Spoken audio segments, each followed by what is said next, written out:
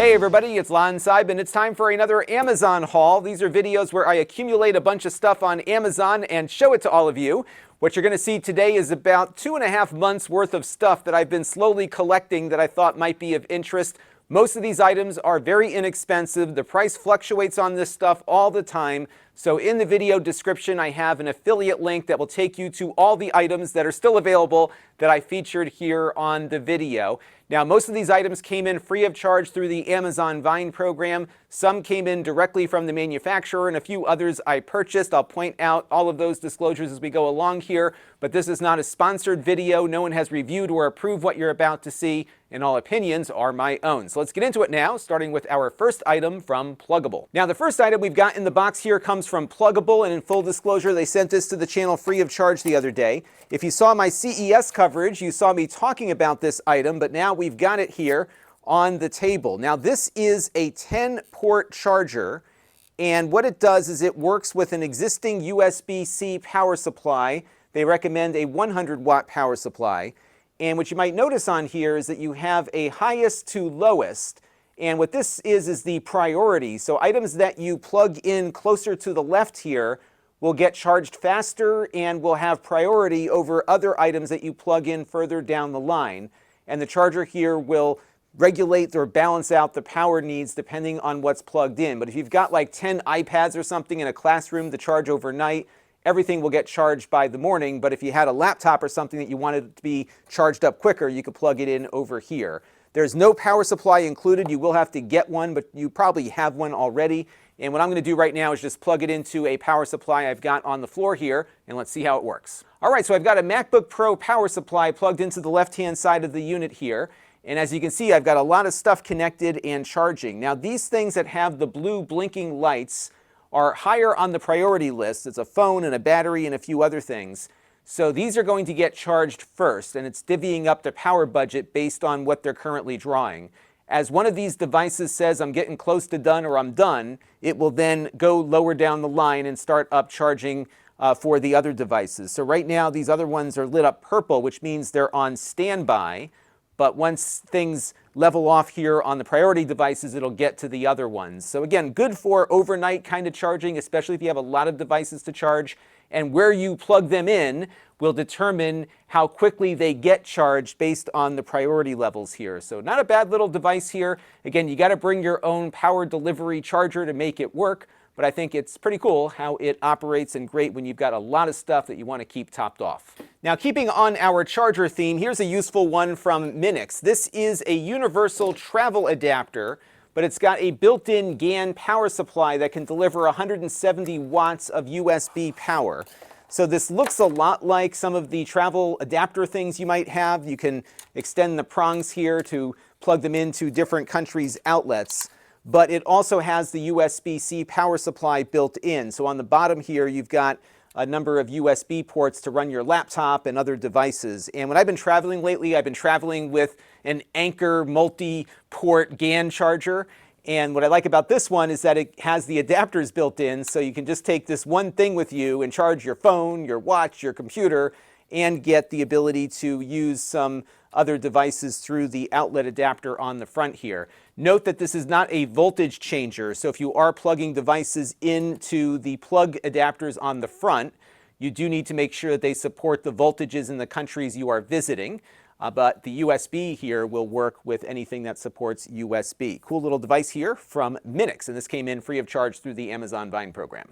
Now, Bluetooth speakers are a dime a dozen these days, but what about one you can wear? This one's from a company called Superone, and it's a pretty simple little Bluetooth speaker that you can clip to your shirt pocket or lapel or whatever, and you can walk around and have a personal amplifier. So of course it'll play music, but I found this app called, I think, Virtual Microphone, and if I turn this on my phone, I can project all of my speech through my phone. Pretty cool. So if you maybe are in a classroom environment, it might be a way to project your voice if some folks in your class can't hear you as well. Pretty cool little device. It's not terribly loud, but it's loud enough, I think, in a smaller room to be relatively effective. So kind of a neat thing. I just like the concept of clipping a speaker on versus just having a speaker that you set up somewhere. And that speaker came in free of charge through the Amazon Vine program. Next up, I got a couple of simple, cheap things that might enhance your streaming stick experience, whether it's a Fire TV stick or a Roku or an On stick.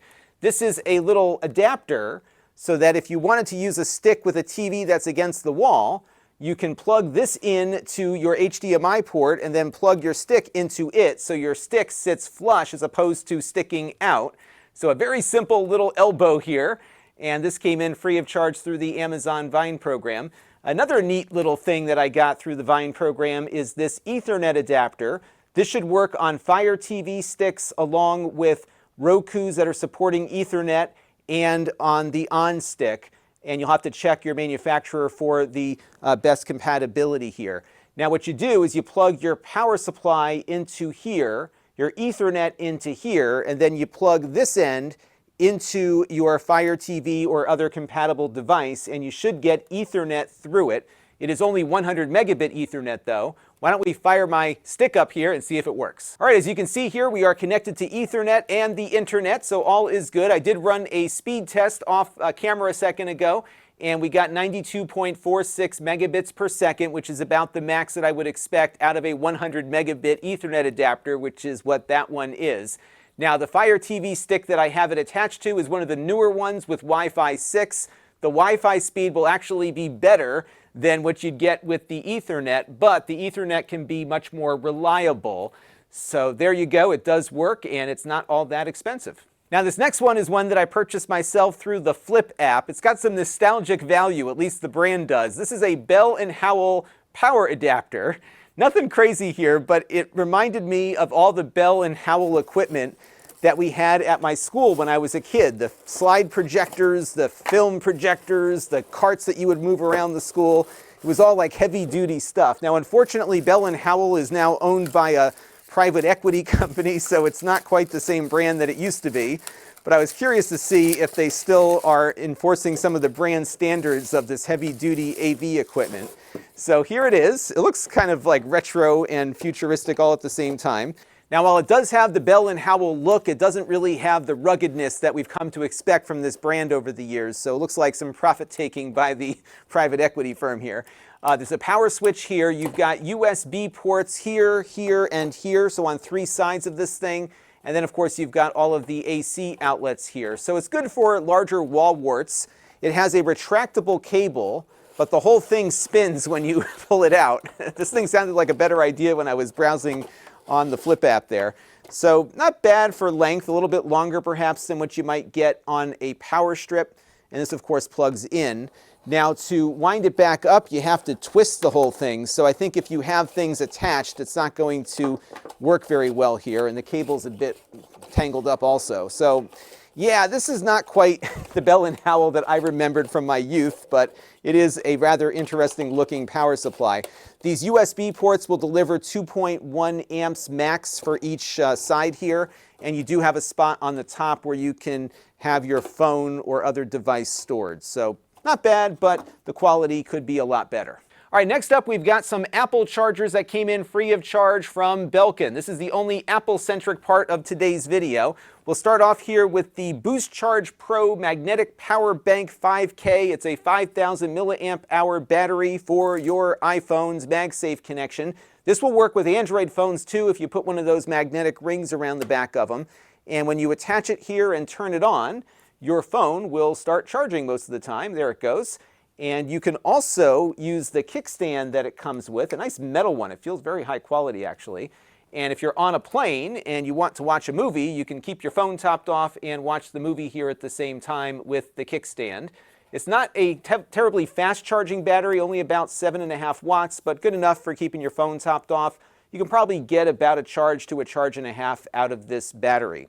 All right, next up, we've got the Boostcharge Pro. This is a 3-in-1 magnetic traveling charging pad, and it comes in its own little handy pouch here, too. It feels pretty high quality, actually. So what you got here is this fold-out thing, so you fold everything out. Your phone goes here, your watch goes here, and your AirPods go there. I can plug it in real quick and do a very fast demo of it operating. So we'll plug it in over here. And what I'll do is I'll put my phone down first. The MagSafe will connect, and we'll get a charge off of that, hopefully. This is a 15-watt charger, so you'll want to put your phone on this pad and not on this one. This is designed for the AirPods. It does about 5 watts.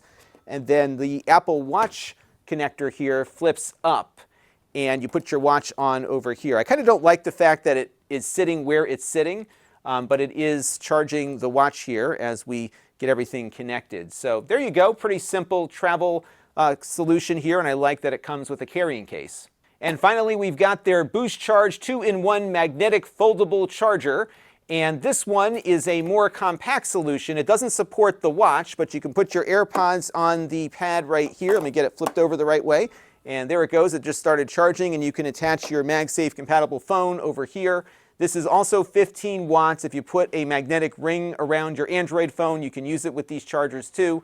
And it's all pretty nice and compact if you wanted something small for the nightstand or something to travel with. Now, one other thing to note is that the AirPod chargers on both the travel charger and this one are 5-watt Qi chargers, so you can charge anything that supports Qi, but just at a slower 5 watts. Now, this next item is an electrical candle lighter from a company called Topkay. You've probably seen these before. It looks like a cattle prod, and what happens here is it arcs the electricity between those two ends, and you can light things like candles here pretty quickly with this without having to use matches.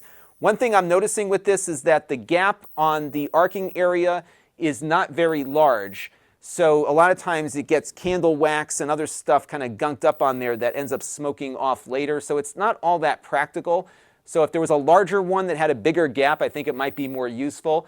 But if you're outside trying to light up citronella candles or something and the wind is blowing, this might be a good solution. Doesn't use matches. You charge it over USB, and it'll be good for a number of activations here. And then you fold it back up when it's done. But it's very easy for a kid to get a hold of this thing, so this is not something that I would recommend if you have children around. But it's good for folks that need a quick way to light up some candles. And the Danger Stick here came in free of charge through the Amazon Vine program. Again, keep it away from your kids. But this item you'll probably want your kids to play with. This is a digital magnifying glass that is much better than I thought it would be, especially for its price point. It is not very expensive, and check it out. It actually works. You can see really close in on stuff, and then if you hit the button here, you can go in even further. I'll go all the way to the 4x setting here. I think it's got a bit of a digital zoom there, but it's really neat. And check it out. You can see the the 4-color process printing there on the image. And I just thought this was a really fun little product here to play around with. You can take it outside with you. Here's the other cool thing. If you hit the button here, it'll take a picture and save it as a JPEG on the SD card that it comes with here.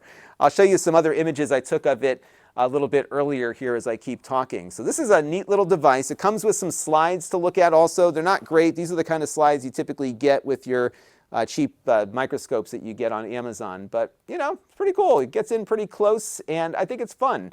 And you can adjust the light here also, so if it's too bright or not bright enough, you can turn it on or off here completely. And all in a fun little product to play around with. I did have to turn the image resolution to 5 megapixels. It was at a lower setting initially, but beyond that, it was all ready to go out of the box here, and you can put all sorts of stuff underneath it and get in super close. So lots of fun here from a company called Hideal.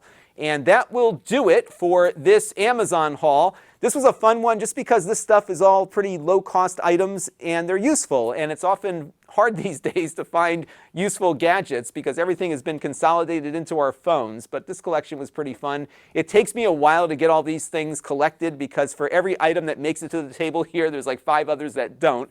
So we will be back as soon as I get more stuff in enough quantity to make another haul video possible. But I know all of you like these and I like making them. So that will do it for this one. More to come in the future. And until next time, this is Lon.TV. Thanks for watching.